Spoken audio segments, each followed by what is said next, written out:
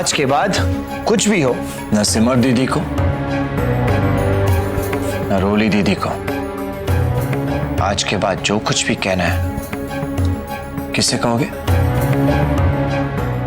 मुझसे, समझे?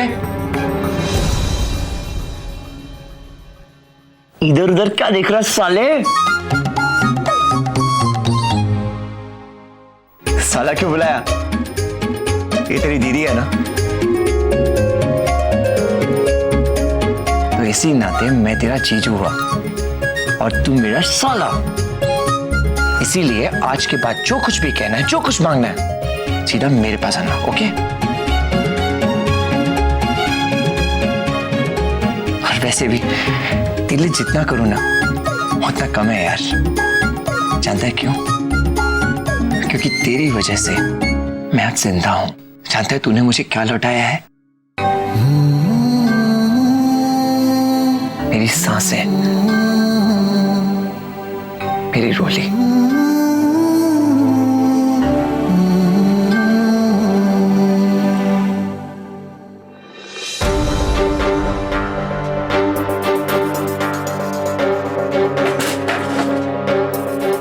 साला, जिस होशियारी से उन लोगों ने उस बच्चे को बचाया ना, उससे तो एक बात साफ हो गई कि उस नकली रोली की सच्चाई तक पहुंचने की सीढ़ी वो बच्चा है। क्योंकि जिस तरह सिमर ने झूठ बोलकर उस बच्चे को बचाया, उससे तो एक ही बात साबित होती है कि साला वो बच्चा उस नकली रोली के बारे में बहुत कुछ जानता है। हाँ वीरू, तू बिल्कुल सही कह रहा है। अगर हमें ये लड़ाई जीतनी है ना, तो कैसे भी करके उस बच्चे को पटाकर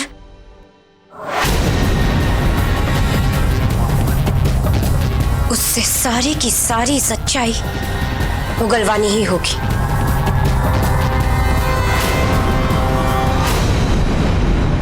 बहुत प्यारा बच्चा है बंटू।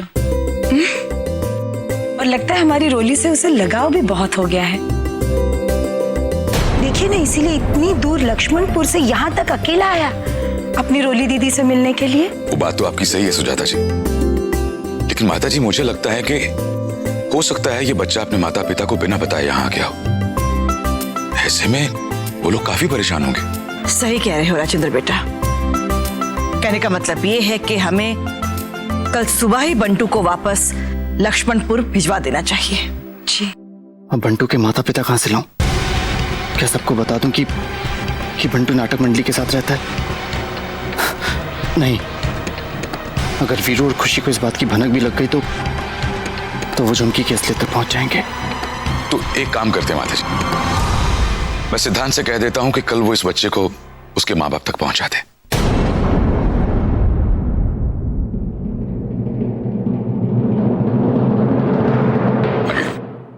बंटू,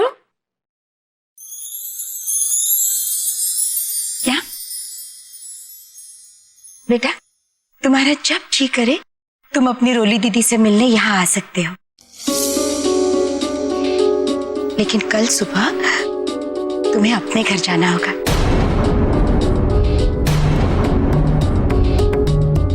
अपने मम्मी पापा के पास।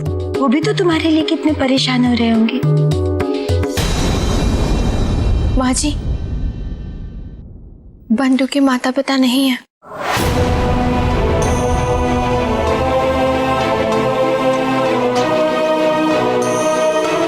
क्या?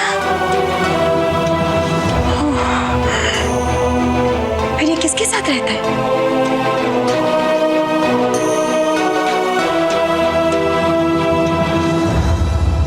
मैं लक्ष्मणपुर में अकेला रहता हूँ।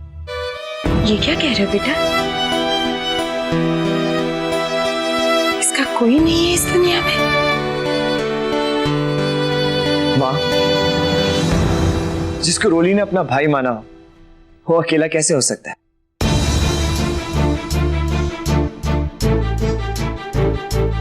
मेरा कहने का मतलब ये है कि बंटू को रोली के साथ साथ पूरा परिवार पैकेज में मिल गया है।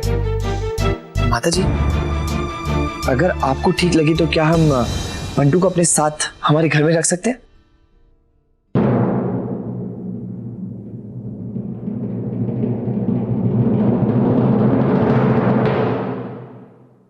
ठीक है, अब से बंटू भी हमारे साथ ही रहेगा।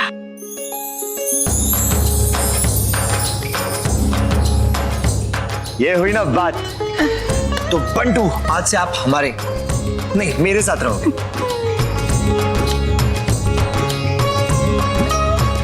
तो साले साहब, आप अपने दोस्त के साथ रहना पसंद करेंगे ना? हाँ, ये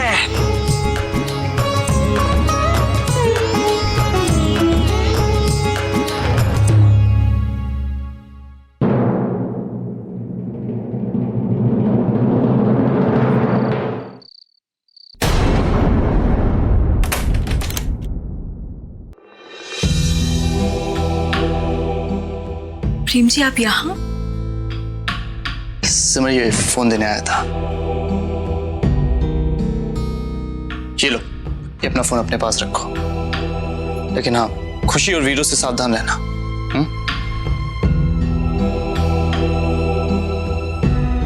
चलता हूँ सिमार, बस फोन देने आया था।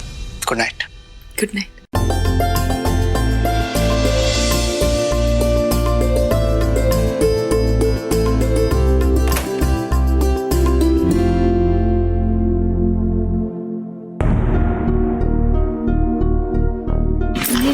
से इतने सारे फोन 21 बार। हाय दैया, जरूर बंटू के गायब होने की खबर देने के लिए फोन किया होगा। हमें उनसे बात कर लेनी चाहिए।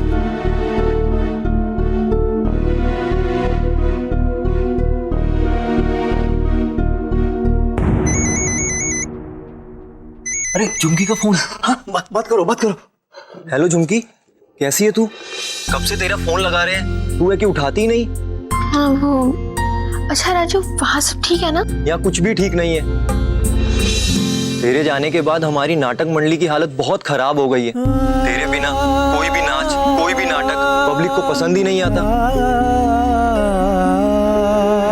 हाँ झुमकी, अब तो मंच पे लोग इतने टमाटर फेंकने लगे हैं कि हमें ये नाटक मंडली बंद करके सब्जी की दुकान लगानी पड़ेगी। चुप कर बिरजू, ऐसा कुछ नहीं होगा। नहीं होगा, अगर तुम साथ दो तो। अरे लेकिन हम यहाँ से क्या कर सकते हैं? कर सकती हो झुमकी, सिर्फ तुम कर सकती हो। हमारा अगला प्रोग्राम दिल्ली में होने वाला है, तुम्हें किसी भी तरह वहां आकर अपना नाच दिखाना होगा। यही हमारी आखिरी उम्मीद है।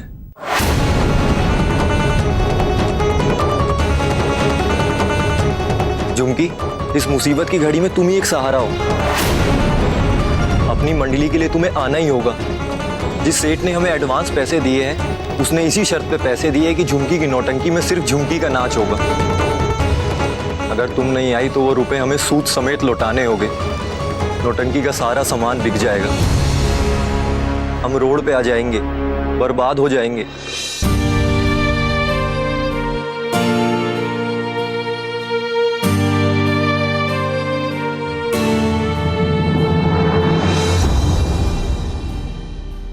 क्या हुआ झुमकी, तुम परेशान लग रही हो?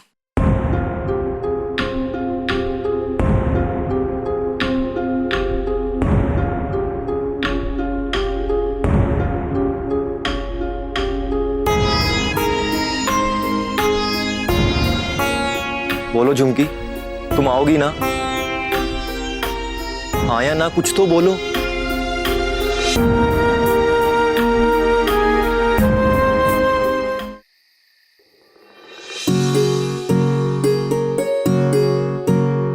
हो गया मेरे छोटे से दोस्त का बिस्तर तैयार। ये ओके, गुड नाइट।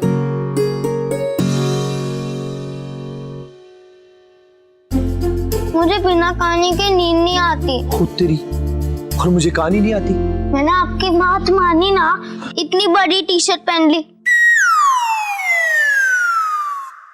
अब तुम भी मेरी बात मानो, एक अच्छी सी कहानी सुना दो। अबे साले, मेरे मतलब है साले साहब, अब मेरी ही टी शर्ट पहन के मुसीबत धौ जमाओगे आप? सुनाओ ना कोई भी कहानी।